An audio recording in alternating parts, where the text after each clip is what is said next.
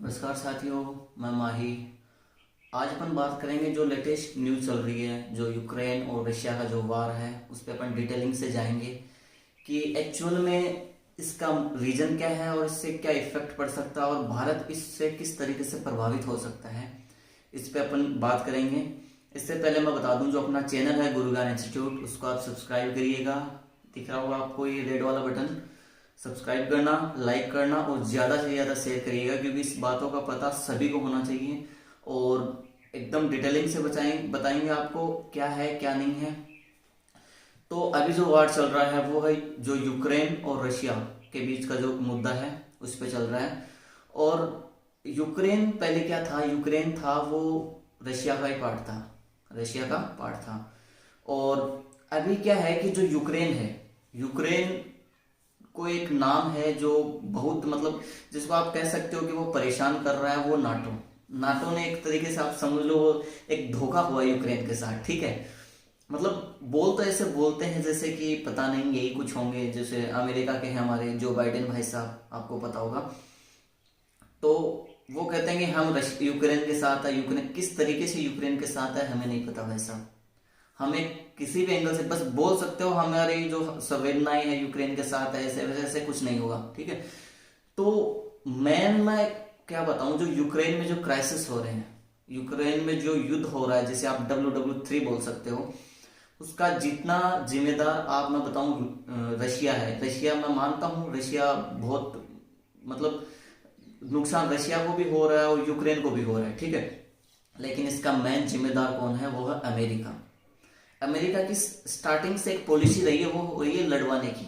वो हर किसी को लड़वाता जाता अपने देश में, और उसी ने वही किया। 1992 में क्या हुआ, यूएसएसआर जो पहले यूएसएसआर था, उसके बाद में उसके 15 टुकड़े करवा दिए अमेरिका ने। कितने टुकड़े करवाए? 15, जिसमें से ये उज्बेकिस्तान, बेलारूस, जो यूक्रेन है, बेलारूस है, उज्बेकिस्तान है, तुर्कमेनिस्तान है, जो रोमानिया है, ये सारे क्या थे? यूएसएसआर में थे, ठीक है। उन्हीं में से एक है यूक्रेन। यूक्रेन जिसकी लगभग 2295 किलोमीटर की सीमा लगती है रशिया के साथ। तो मेन मुद्दा ये कहां से छिड़ा है मैं आपको बता दूं। 2014 में एक यूक्रेन का छोटा सा भाग था, क्रीमिया। क्या था? क्रीमिया, जिसे रूस कहता है ये मेरा है और क्रीमिया कहता है ये मेरा। और वो क्या था? प्रो रशियन था। प्रो रशियन का मतलब क्या होता है कि जहां पे रशियन जो बोलचाल है, रशियन जो पॉपुलेशन है वो ज्यादा होती है, तो वो थे प्रो रशियन, ठीक है। तो वहां पे क्या हुआ, 2014 में जो रशिया है उसने वहां पे आक्रमण कर दिया। और आक्रमण करने के बाद क्या हुआ कि जो जितना जो क्रीमिया है वो अपने हक में के लिए, बाद में क्या हुआ कि वहां पे वोटिंग कराई गई। वोटिंग में रशिया को चूज किया गया, ठीक है, क्योंकि वो प्रो रशिया ना, तो रशिया को वो सपोर्ट करेंगे, ओके। तो रशिया बाद में जो क्रीमिया है वो किसका हिस्सा हो गया? क्रीमिया किसका हो गया? रशिया का हिस्सा हो गया, यूक्रेन का नहीं रहा। जो 2014 से पहले जो यूक्रेन के जो प्रेसिडेंट थे, जिसका नाम था मिस्टर विक्टर ने क्या किया था कि यूरोप का एक प्रस्ताव आया था, उस पर अपन डिटेलिंग से वीडियो बना देंगे, मैं ज्यादा डीप में नहीं जाना चाहूंगा इस प्रस्ताव में। उसको उसने ठुकरा दिया था। तब वहीं से क्या हुआ कि यूक्रेन के लोगों ने विरोध कर 2014 से पहले इनके मध्य बहुत अच्छे रिलेशन थे, यूक्रेन के और रशिया के। यूक्रेन के और रशिया के बहुत अच्छे रिलेशन थे। 2014 के बाद में क्या हुआ कि लोगों को लगने लग गया कि यार ये तो रशिया की वो कठपुतली वाली सरकार है, कठपुतली वाली सरकार है।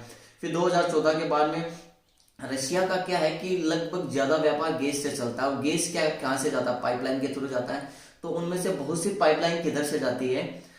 यूक्रेन से थ्रू जाती है। फिर 2014 के बाद में यूक्रेन ने क्या किया कि $33 बिलियन जो चार्ज है वो रशिया से लेना शुरू कर दिया। मतलब वो उनके पावर से हट रहा था धीरे धीरे। जिम्मेदार कौन था भाई साहब? जिम्मेदार कौन था? Joe Biden, okay, Joe Biden जिम्मेदार थे इसके। फिर धीरे धीरे क्या होता है कि जो ये यूरोपियन देश है वो इसको अपनाने लगते हैं। धीरे धीरे ये जो रशिया है उससे दूर जाने लगता है, और मतलब तनाव की स्थिति आ जाती है, ठीक है। और अब जो सिचुएशन है वो आप देख रहे हो, इसका जिम्मेदार है कौन? अमेरिका। अमेरिका जिम्मेदार क्यों नहीं होगा? एक सपोज करो नाटो, आप एक ट्रीटी है, नाटो लगभग 1948 में 12 देशों ने मिलकर कसम खाई थी कि एक पे वार होगा तो बाकी के सभी क्या होंगे? हम उसके साथ होंगे, ठीक है। 12 देश स्टार्टिंग में थे, अब लगभग 30 देश इसमें हो गए हैं, कितने 30 कंट्री है नाटो में। उनका मैन हेड कौन है? जो बाइडेन, अमेरिका है, वो इसका मैन हेड है। तो जो भी नाटो में कंट्री शामिल हो जाती है ना, तब जो इसकी बॉर्डर पे नाटो की फोर्सेस भी रहती है, ठीक है, नाटो की फोर्सेस भी रहती है, उसमें नाटो का मतलब एक समझो एक भाग हो जाता है वो देश जिसमें नाटो उसको सुरक्षा प्रदान करता है। और अगर यूक्रेन जो है नाटो में शामिल हो जाता तो क्या होता कि जो नाटो है, जो अमेरिकन फोर्सेज है, वो कहां पे आ जाती? यूक्रेन के बॉर्डर पर। और यूक्रेन का जो बॉर्डर है वो किससे लगता है? रशिया पे। और रशिया और यूक्रेन, रशिया और जो यूएसए है, अमेरिका है, उनके जो रिलेशन है आपको पता होगा। तो अमेरिका डायरेक्ट वार कर सकता था कहां पर? रशिया पर, ठीक है, रशिया पर डायरेक्ट वार करता था, किसके थ्रू? यूक्रेन के थ्रू। तो रशिया एक तरीके से संकट में जा रहा था। और रशिया आपको पता है कि अग्रेसिव कंट्री है, वो परवाह नहीं करती कि क्या है क्या नहीं है, वो एक अग्रेसिव कंट्री है, वो उसको जवाब देना आता है। वैसा वर्ल्ड वॉर का विजेता भी है वो 2 का।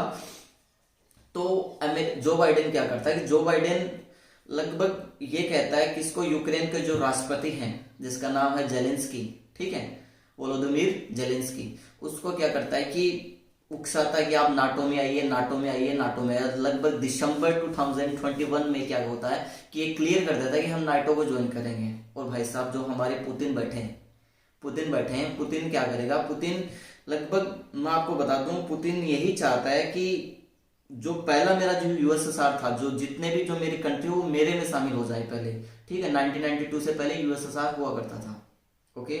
और जो वो यही चाहता है कि यार मेरे अंदर मिले, मैं जैसे कहूं वो वैसे करें, और होना भी चाहिए ऐसा, क्यों ना मिले। जितना जो उनके मित्र देश है उनको अमेरिका क्यों खींच रहा है ये समझ नहीं आता। 30 कंट्री अपने में मिला चुका है, जितने भी यूरोपियन कंट्री है वो सारे किसके हैं? अमेरिका के हैं, ठीक है, नाटो के हैं वो, जिसमें फ्रांस, ब्रिटेन वगैरह आप देख सकते हो, ओके। तो अमेरिका अभी कहता है कि आप नाटो में शामिल हुए। यूएसएसआर जो रशिया है, रशिया क्या कहता है कि आपको नाटो में नहीं जाना। मेन जो लड़ाई है वो है नाटो के लेकर, ठीक है। और एक तरीके से वार जो है वो है अमेरिका और किसका? रशिया का। यूक्रेन को तो एक मोहरा बनाया जा रहा है बीच में, यूक्रेन तो एक मोहरा है बीच में, ठीक है। और एक्चुअल वार देखोगे ना तो वो है अमेरिका और किसके? रशिया के मध्य। रशिया बहुत अग्रेसिव कंट्री है, हम आपको तो। और अमेरिका क्या कर रहा है? अमेरिका खेल खिला रहा है, और अमेरिका का ये खेल बहुत जगह काम में आता है, ठीक है। अमेरिका क्या मानवता का पाठ पढ़ाएगा यार? अमेरिका कहते हैं जितने भी छोटी छोटी कंट्री उसको हम सपोर्ट करेंगे। क्या सपोर्ट करोगे आप? अफगानिस्तान में क्या सिचुएशन हुई थी? 2 दिन में छोड़ के भाग गए थे अफगानिस्तान को। आपको अफगानिस्तान का क्राइसिस याद नहीं आया? क्या हुआ था क्या नहीं हुआ था भूल गए क्या? आप अपनी पूरी आर्मी को बुला लिए थे।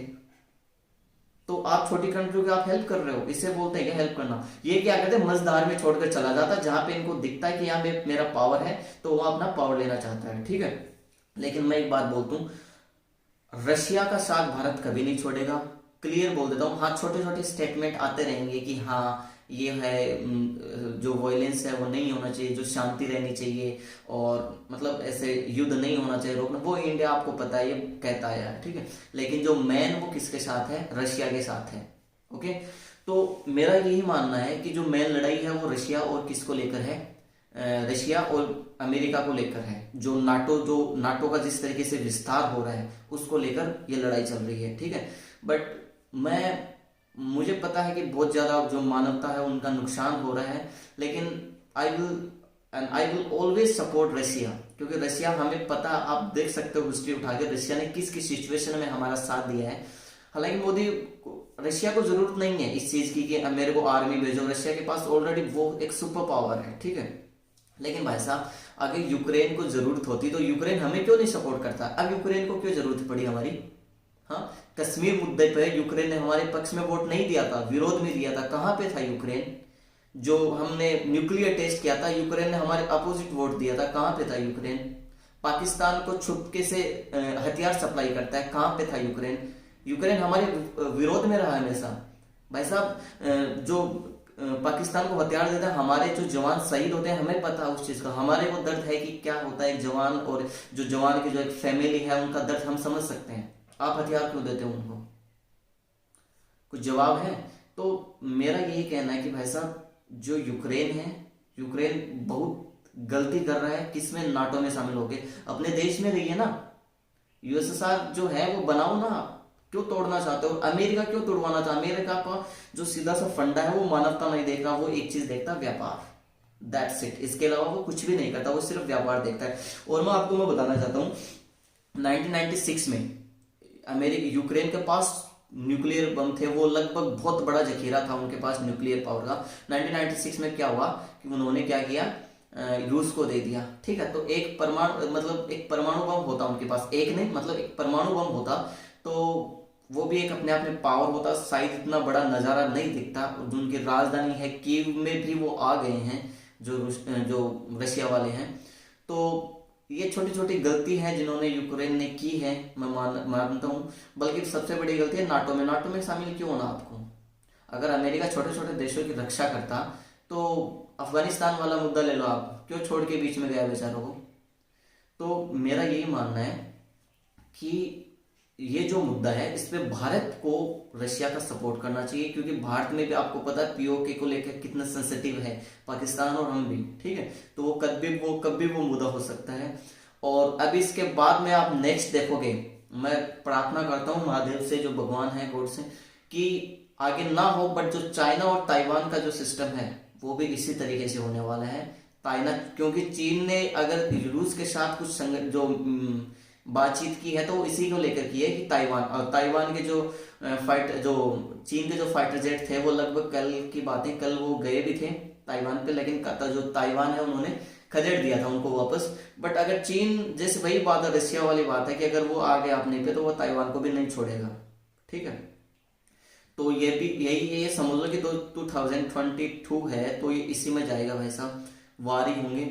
और अगर शांति बनानी है तो मुझे लगता है कि जो क्रीमी जो यूक्रेन है उसे अपना जो यूएसएसआर है उसमें रहना चाहिए और अमेरिका को अपने तक सीमित रहना। एक बात सपोज करो आप, जैसे यूएसए के जो बॉर्डर है, जैसे मेक्सिको है और कनाडा है, वहां पर अगर जो रशिया है वो अपना मिलिट्री बेस बना ले तो अमेरिका को डिसवांटेज होगा नहीं होगा, होगा ना। तो वही सिस्टम है, अपने आसपास जो अपना दुश्मन देश है उसे क्यों आने देगा वो, बताइए आप।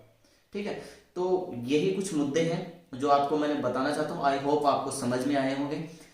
आपसे हाथ जोड़ के निवेदन है कि इस वीडियो को ज़्यादा से ज़्यादा शेयर करिए और ज़्यादा से ज़्यादा लोगों तक पहुँचाइए, और जो अपना चैनल है गुरु ज्ञान इंस्टीट्यूट उसको सपोर्ट करिए। Thank you so much. जो आपको रेड कलर का बटन दिख रहा है उसको दबाइए।